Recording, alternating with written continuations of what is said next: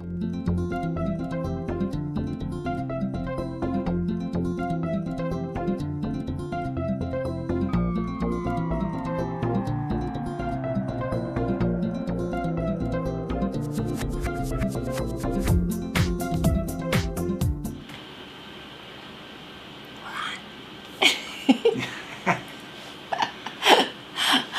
welcome to this month at Alliance HF. I'm Nancy Sasaki. I'm the Executive Director here. Hi, my name is Sylvia. I'm the Program Officer at Alliance Healthcare Foundation. I'm glad to be here today with you all. So thanks for joining us today. Don't forget that you can ask at Alliance HF, and I'll tell you more about that in just a minute, but we will take your questions on Twitter and try to answer them as they come in. But Sylvia, so I've been out of town for a little while, but I was getting some emails from you that you were out in Imperial, but you learned a lot about some environmental health issues. What's going on? Well, I learned quite a bit when I was in Imperial. Probably the one thing that was the top interest to me was this really cool report that came out of the office of That's a heck of a report. Well, actually, it does look like a lot of information, but it's a very easy to follow information. It's an environmental health screening tool. It's not only very valuable to those organizations that are totally invested in environmental justice, but also it's a very easy guide for people to be able to assess whether it's a residential environment, whether it's a work environment, where their kids go to school, you name it. It guides you very easily. It's in layman terms. It's got a lot of information that people can follow up, whether it's websites where the data came from, their zip code, and all of the different pollutants in the air, in the water. I mean, it's got an array of information. That actually sounds kind of scary. Really? Well, especially when we're, right now when we're talking about Imperial County, we know the high incidence of asthma in children over there. Absolutely. So it does talk about the sensitive population, those children and elderly that get highly impacted by certain pollutants. So it just gives you an opportunity, I think, to be able to choose where you go, where you play, what time of the day you leave your house, those kinds of things that can help, impact your environmental health and hopefully improve it. I mean, I think it's just one of those things that though it's a government tool, it did have a lot of public input, and I'm talking How do people everyone. find it? Well, they can go to the Environmental Agency website for the state of California, and they can just click on the environmental health screening tool. Very good. Just download tons of information. But like I said, the beauty of it is that it can be used by anyone, and it's easy to understand, and you can just gather information, whether it's for work or for your for your personal use or whatever. Are you saying if I can do it, anybody can do it? If I could do it, that was the thing. If I could do it, I mean, if I'm telling you that it was easy and it's got so many statistics, but yet, like I said, it was not intimidating at all. It's just very easy to follow. You know what I thought was really cool was that when you were talking about it, is so many times we think that San Diego and Imperial are separate counties, right? Right. But we have 3 organizations that we're funding as grantees that thought this tool is really great. In fact, 2 were in Imperial and 1 here in San Diego. In San Diego, and the thing about it is that, San Diego, I mean, we think of San Diego as, such a bigger city with a lot more nice areas, yet we have 3 of the zip codes very highly impacted here in San Diego that you find in this book. And Imperial, I mean, as spread out as Imperial is, we had at least 2 that were the highest impacted in Imperial as well. And again, that doesn't surprise you, especially with the high rate of asthma incidence amongst the children. So, even I don't know. Can I show this on the screen? Sure. Even the Can they see it? Can they see it? Hold it up to the camera. No, go like this. Oh yeah, can you see that? I love the portrait of it. It just it's a family kind of walking in a way, but it's got all there's a lot of agricultural areas that talk about the pesticides. They got all the emissions from all of the toxins that are released by facilities around, underwater contamination, bodies of water, things like that. That it just, no matter where you find yourself in the state of California, you're going to be able to find information that is relevant to your area. So I know here in San Diego, it's the Environmental Health Coalition is one of our grantees that really is using that tool and promoting the use of that tool.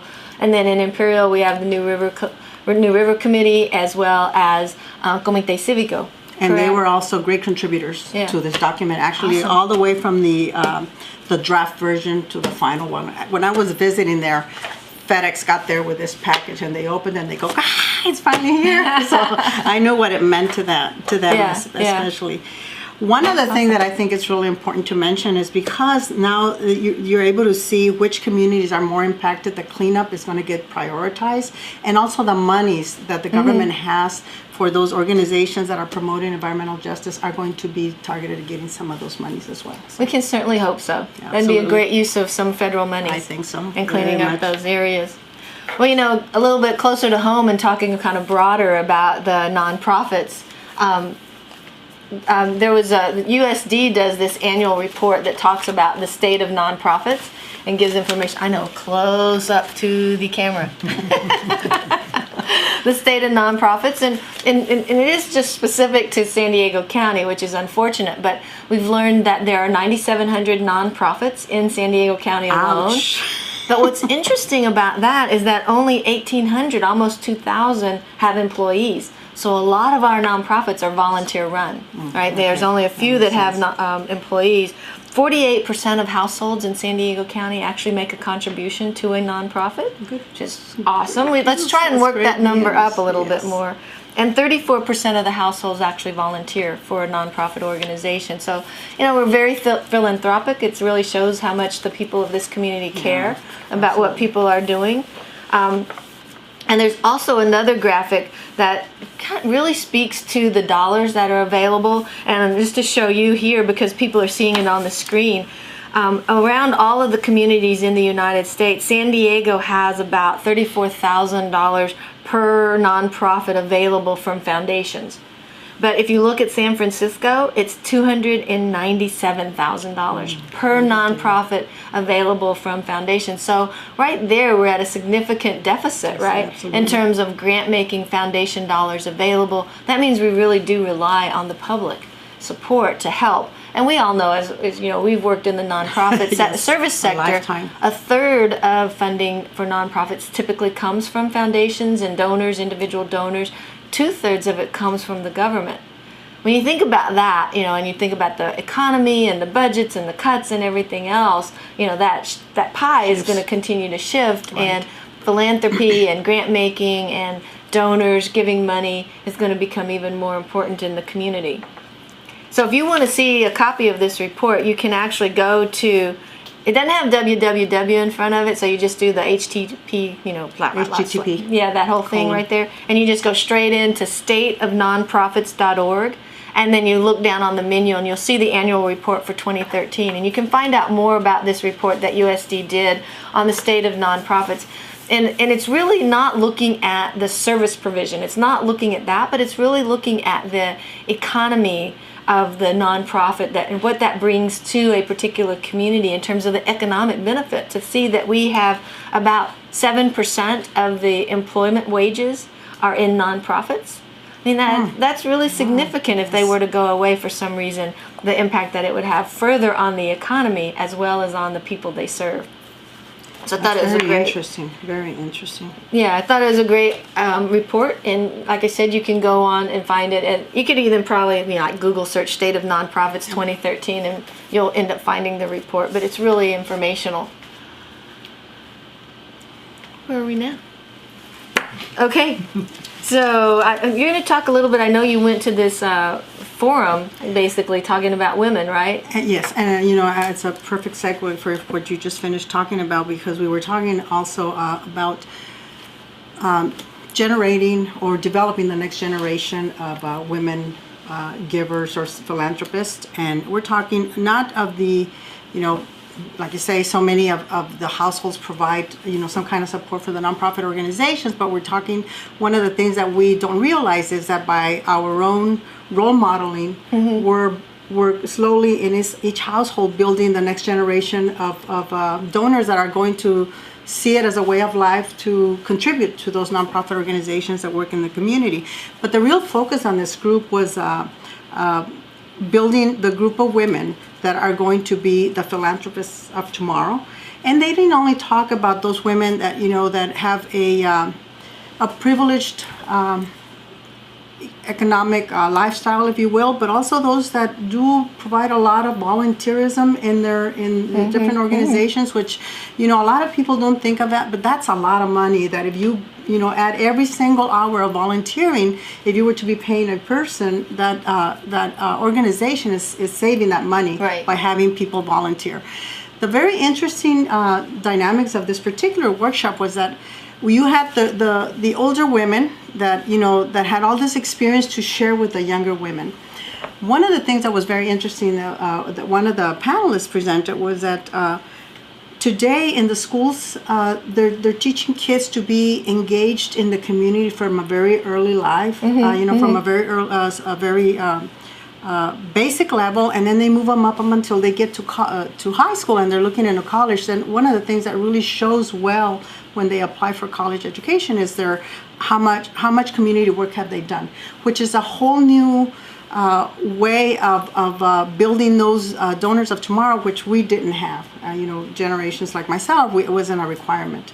But the interesting thing was that some of the women, especially the younger women that are very career oriented, some of them have already finished their degree into these very lucrative careers, have decided that that's not where they want to go. They want to be able to lead a nonprofit organization and invest all their knowledge and invest all their life in giving. So it was Women Give. It was a very, very interesting workshop, and it was very inspiring because these young women, you know, had an entire education that they didn't feel made them that happy of just going after the dollars, but actually, what can I give to the community that's really going to be self-rewarding to myself? So that was very insightful. You know, I was at the San Diego Grant Makers Board retreat, and we were kind of having that same discussion, not necessarily so focused on women, but really how young people are kind of doing philanthropy their own way.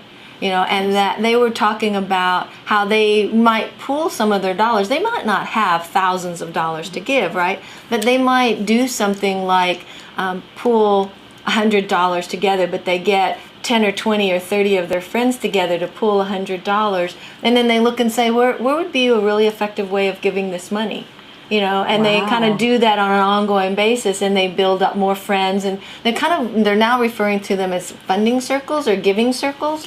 And it's just people that come together out of a common interest of, you know, there was one that was actually presenting to us that was focused on the Latino population.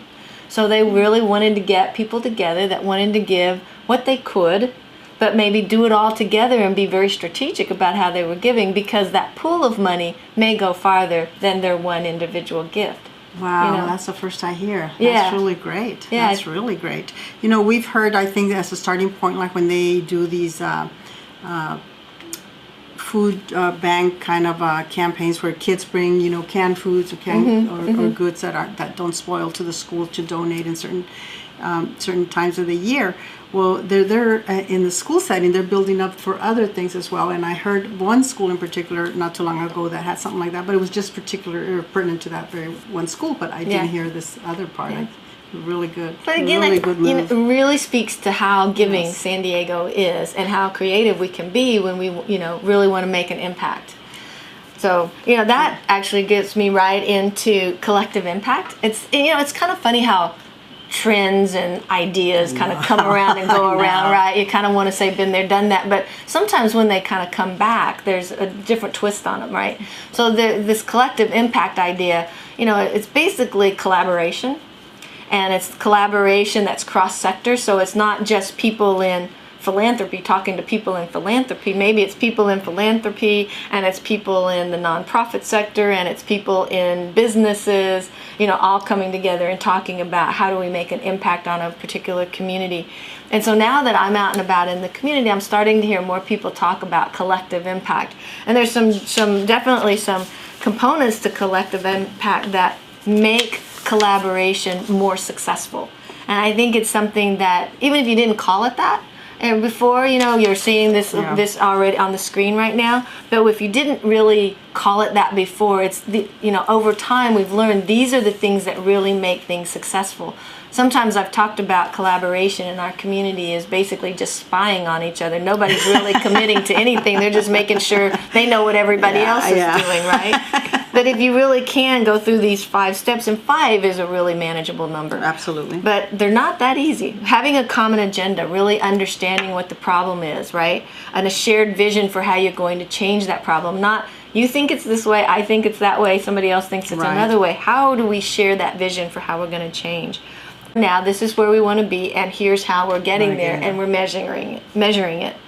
You want mutually reinforcing activities. So sometimes we used to talk about it as like, let's just have some small wins. Let's just have one thing that we can accomplish, and then that will create the motivation to continue to go, right? And that's what that is, mutually reinforcing activities, so that everybody that's doing something realizes this is for that common goal. Then you have continuous communication. I mean, really, we're just now learning this, but it's so important. That right hand knows what left hand's doing, head knows what feet are doing, and all of everywhere. that, right? Yes. So that you're really, through that communication, you build trust. And then you really do have to have some organization that takes on the championship of supporting the effort. That provides staff, that provides resources to coordinate the meetings, to put the agenda together, to get the experts in, to provide the food.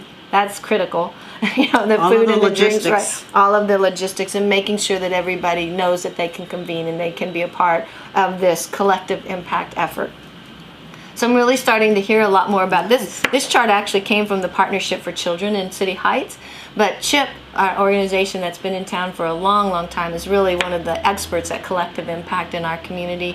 And then many of our grantees are also looking at how this cross-sector collaboration helps to make them so much more successful. Wow, very, very insightful, and it seems like a easy 5-step. So I'm going to look again. Don't forget, you can ask us questions. Try and stump Sylvia now at ask@AllianceHF on Twitter. And if we get a question in time, we'll try to answer it. Or we'll claim that it didn't come in on time. If you disappoint her one more time, I will be very happy. And then, one of the really big, exciting things that's going on right now is we're right in the middle of the Innovations Initiative. There's so much work that happens beforehand. We got in 18 applications. Right. I mean, you went on vacation, so you weren't here to review them with me. Thanks so much. But they were really interesting. I think really some innovative projects that are going on. We went to the program committee. They looked at the whole list of 18, had narrowed it down to about 7. Then they narrowed it down to 5. And so we're bringing 5 organizations forward for the PitchFest, which will happen July 19th. So hopefully in July, the board will be able to come to a decision and provide some more funding for an innovative initiative. One of the things that they're changing this year, though, is that we've learned with some of our past projects that they are a lot of work. And even if the idea is innovative, it might not go the way you want it to go, right? Not that any of ours have been unsuccessful, but they're a lot of work. And so this year they've actually decided that they might not give out the money. That if they really don't raise to the level of being innovative, they might decide, nope, not this year.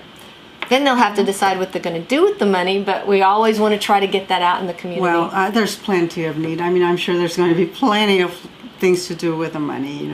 I think it's going to be very well spent, no matter what. Absolutely. Yes. I mean, I think the history shows that, right? Absolutely. But then we'll get to put on our thinking caps and come up with some suggestions for what they might be able to do with it. But I'm ever hopeful that out of these 5 presenters that are coming in and really spending a lot of time with our consultant, really working hard to get this into a PitchFest kind of presentation, that's very different than writing a grant. That they have done all this hard work. I'm really hopeful that somebody rises to the top and is able to claim this prize and this award of $1 million. We wish you all the very best. Yes, I'm excited. I can't wait to see their presentations. Yes, this is only kind of holding your breath until that happens, that PitchFest, and then we have that board meeting afterwards, and gotta wait. I know. See what happens. It's an all-day thing. We have a blue ribbon panel. This year we've got 3 of the same members from the blue ribbon panel, and we've got a new person on board that's going to be joining the blue ribbon panel, and we'll be talking more about that at a later date. So I'm looking for any questions. I don't see any yet, But you can like us on Facebook. You can follow us on LinkedIn. You can follow us on Twitter.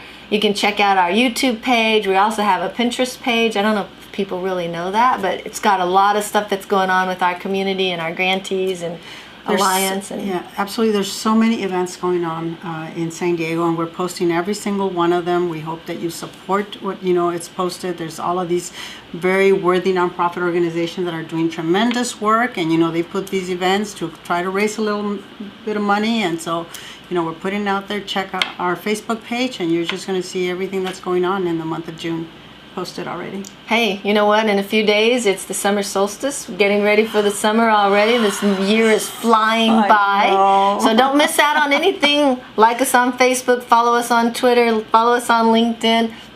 Find out what's going on in our community here in San Diego and Imperial counties, because there's a lot of exciting stuff going on. And check our website. We have some really cool videos posted there and information on all of our grantees, and it's really great things to be found. Did I get a question? No. All right. Okay. Thank you all for joining us today. Good to see you, Sylvia. Same here, Nancy. Thank you all for joining us. You have a wonderful rest of the week, and we'll see you next month. That's right. See you next month.